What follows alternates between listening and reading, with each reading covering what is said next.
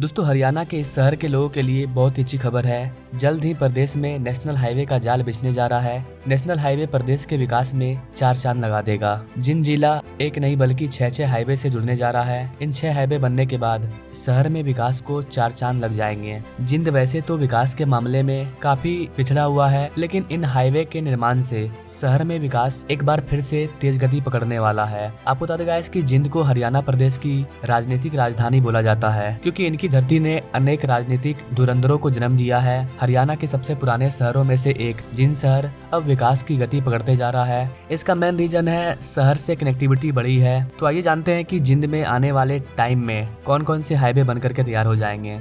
आपको बता देगा इसकी सोनीपत से जिंद के बीच में सफर को आसान करने के लिए 352A नेशनल हाईवे पर इन दोनों के निर्माण कार्य काफी तेज गति से चल रहे हैं। यह हाईवे जल्द ही तैयार होकर के जिंद शहर के लोगों को अपनी सेवाएं प्रदान करने लगेगी। आपको बता देगा इसकी नेशनल हाईवे 352A सोनीपत को जिंद से जुड़ेगा। इस पर काम भी शुरू कर दिया गया है और जल्द ही निर्माण कार्य पूरा कर लिया जाएगा। National highway authority of India के तहत इस हाईवे का निर्माण कार्य 2 अलग कंपनियों द्वारा किया जा रहा है। इस हाईवे की कुल लंबाई 80 किलोमीटर है, जिसे 2 हिस्से में बांटा गया है। इस हाईवे का निर्माण कार्य सोनीपत से गोहाना और गोहाना से जिंद 2 हिस्सों में चल रहा है। जहां जिंद में एक तरफ सोनीपत नेशनल हाईवे का निर्माण कार्य तेजी से चल रहा है, तो वहीं दूसरी तरफ जिंद और सोनीपत के बीच में सरकार स्टेट हाईवे बनाने जा रही है। इस हाईवे के निर्माण में हरियाणा सरकार 170 करोड़ रुपया खर्च करने जा रही है। इस हाईवे का निर्माण करके सेंटर रोड फंड स्कीम के तहत किया जाएगा। यह हाईवे बनने के बाद जिंद से पानीपत तक का सफर करने वाले हजारों यात्रियों को फायदा देगा। जिंद शहर में 152D की कनेक्टिविटी होने के बाद शहरवासी इसका लाभ उठा रहे हैं। आपको बता देगा इसकी 152D बनने के बाद जिंद के निवासियों को अंबाला और चंडीगढ़ का सफर आसान हो गया है। पहले चंडीगढ़ अंबाला जाने वाले मुसाफिरों को 3 से 4 घंटे का समय लग जाता था, लेकिन 152D बनने के बाद ये डिस्टेंस मात्र 2 घंटे में कवर हो जाता है आसानी से। वहीं इस नेशनल हाईवे के बनने के बाद जिंद के नागरिकों का दिल्ली और राजस्थान का सफर भी आसान हो गया है। मैं आज रमेश कौशिक जी को धन्यवाद दूंगा कि उन्होंने भी लगातार पीछा किया और आज इसी रोड पर 11 ब्रिजेस का निर्माण पूरा हुआ है और आपको राहत मिली है, इसकी मुझे खुशी है। मैं विश्वास दिलाना चाहता हूं मनोहर लाल जी को और हरियाणा की जनता को कि 24 जब समाप्त होगा तो हरियाणा में 2 लाख करोड़ के काम पूरे होंगे और कुछ काम शुरू रहेंगे और हरियाणा की तस्वीर बदल जाएगी। आज उन्होंने फिर मांग की है और 10-12 नए आरओबी के नाम वो भेज दे। मैं 300 करोड़ रुपए उसके लिए मंजूरी प्रदान कर रहा हूं। हमारे मिड्डा जी ने जिन विधानसभा क्षेत्र में बाईपास नरवाना रोड से रोहतक तक जुलानी इक्का शहर के रिंग रोड का निर्माण करने के बारे में मांग की है। मैं उसको मंजूर करने की घोषणा करता हूं। इसके अलावा गाइस जिंद शहर को रोहतक और नरवाना से जोड़ने वाला हाईवे 352 बनकर के तैयार हो चुका है। आपको बता देगा इसकी इस 4 लेन हाईवे की सौगात जिंद वासियों को काफी सालों पहले ही दी गई थी, लेकिन इस पर निर्माण कार्य शुरू नहीं हो पाया था। लेकिन अब काफी लंबे समय के बाद ये हाईवे एटलीस्ट बनकर के तैयार हो गया है और जिंद शहर वासियों को अपनी सेवाएं भी प्रदान कर रहा है। इस हाईवे के बनने के बाद जिंद के लोगों का रोहतक दिल्ली के साथ साथ पंजाब का सफर भी आसान हो गया है। वहीं आने वाले समय में जल्द ही जिंद शहर की कनेक्टिविटी हरियाणा प्रदेश में बनने जा रही है।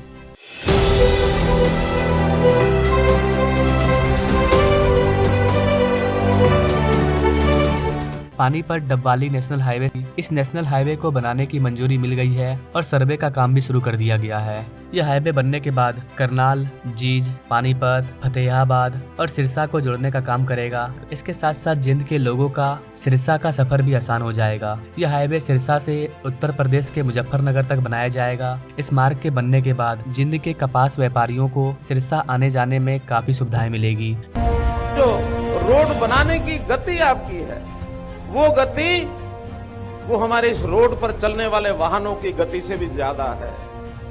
किस प्रकार के समुद्र के ऊपर इतने ऊंचे ऊंचे फ्लाईओवर, इतने ऊंचे ऊंचे रोड्स।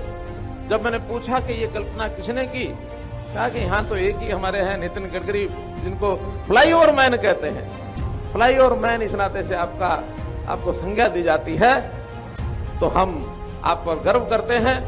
वही NHAI के द्वारा जम्मू कटरा दिल्ली नेशनल हाईवे का निर्माण किया जा रहा है। यह हाईवे जिंद जिले के पीलूखेड़ा से होकर के गुजरेगा। इस हाईवे के निर्माण के बाद जिंद के लोगों को जम्मू कश्मीर का सफर करने में आसानी होगी। इसके साथ साथ यह हाईवे जिंद शहर की दिल्ली से कनेक्टिविटी भी आसान कर देगा। वहीं इस हाईवे के निर्माण के बाद हरियाणा प्रदेश के अनेक जिले ट्रैफिक से निजात पा सकेंगे। यह हाईवे बनने के बाद जिंद जिले का विकास एक बार फिर रफ्तार पकड़ते जा रहा है। इस हाईवे के निर्माण के बाद और जिंद की कनेक्टिविटी होने से उद्योगपतियों की नजर भी जिंद जैसे शहर में अपने उद्योग स्थापित करने की रहेगी। जैसा कि मैंने आपको कई सारे वीडियो में बताया है, बताते रहता हूँ कि कोई भी एरिया है वहाँ पर जितनी ज्यादा कनेक्टिविटी होगी, जितनी अच्छी कनेक्टिविटी होगी, चाहे वो सड़कों का हो, रेलों का हो, या फिर एयरपोर्ट हो, बुलेट ट्रेन हो, मेट्रो हो, RRTS हो, जितना ज्यादा कनेक्टिविटी वहाँ पर होगा वो एरिया उतना स्पीड से डेवलप होगा। और किसी भी स्थान के विकास के लिए जो सबसे इम्पोर्टेंट चीज होता है वो होता है सड़क कनेक्टिविटी। अगर रोड कनेक्टिविटी अच्छी होगी तभी जाकर के आगे कुछ होगा, क्योंकि अगर कोई कंपनी स्टेब्लिश करना है या फिर हमें कुछ भी करना है जाना पड़ेगा सड़क के माध्यम से। अगर सड़क ही अच्छा नहीं होगा तो फिर वहाँ डेवलप भूल जाइए। यही कारण है कि आप भारत सरकार के 10 साल का अगर सफर देखेंगे तो उसमें सबसे ज्यादा फोकस एक्सप्रेसवे हाईवे को बनाने में किया गया है। टोल टैक्स अभी ज्यादा लग रहा है। इसका मेन रीजन ये है कि सरकार को अभी बुनियादी ढांचे को तैयार करना है। अभी हमारे पास बुनियादी ढांचा तैयार नहीं है, तो बुनियादी ढांचा को तैयार करने के लिए एक्स्ट्रा पैसा तो कहीं से मिलने वाला है नहीं। आम पब्लिक में जो पैसा है, हम जो टैक्स भरते हैं, उसी से सड़क का निर्माण हो रहा है। मोदी सरकार घर से अपना पैसा नहीं ला रही है, नितिन गडकरी अपने बैंक से पैसा नहीं निकाल रहे हैं, उनके पास उतना पैसा नहीं है। सारा पैसा हमारा और आपका ही है। हम जो टैक्स दे रहे हैं तो उसी पैसा से काम होगा। अब हमें और आपको तय ये करना है कि हम जो पैसा दे रहे हैं उसका सही से यूज हो रहा है या नहीं हो रहा है। ये इंपॉर्टेंट चीज है। अगर हमारा पैसा सही जगह पे यूज हो रहा है, कुछ ऐसे इंफ्रास्ट्रक्चर को तैयार किया जा रहा है जिसका फायदा आने वाले 50 साल तक, 100 साल तक होगा, तो फिर सही है। वो सरकार सही है जो इस तरह के पैसे को वहाँ पर लगा रही है। जैसे कि हरियाणा को आने वाले टाइम में दिल्ली से पानीपत के लिए RRTS को चलाया जाएगा, जिसका फायदा आने वाले 100 साल तक होगा। तो उस एरिया के लोगों ने जो टैक्स दिया, उनका टैक्स का सही इस्तेमाल हो गया। हरियाणा मुझे बहुत नजदीक से देखने का मौका मिला और यहाँ की समृद्धता, संपन्नता, खेती सब मैंने देखी है। और इसलिए ये बहुत इंपॉर्टेंट है। जींद, गोहाना, सोनीपत से शामली तक 600 करोड़ की लागत से 22 किलोमीटर 4 लेन नया मार्ग बनाकर दिल्ली देहरादून एक्सप्रेसवे को कनेक्टिविटी देंगे कौशिक साहब, ये मैं आपको वचन देता हूँ। तो कई सारी चीजें हैं। हरियाणा काफी तेज गति से आगे बढ़ रहा है। हरियाणा में कई सारे और भी एक्सप्रेसवे हाईवे पर काम चल रहा है। आप बोलोगे तो मैं अलग से उस पर सेपरेट वीडियो ला दूंगा अकॉर्डिंग टू योर कमेंट।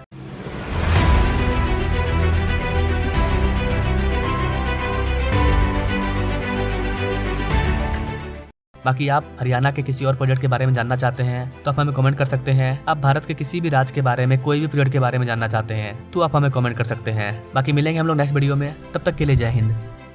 आज आवश्यक है कि हमारे शहरों में संभावनाएं हो, समृद्धि हो, सम्मान हो, सुरक्षा हो, सशक्त समाज हो और आधुनिक सुविधाएं भी हो।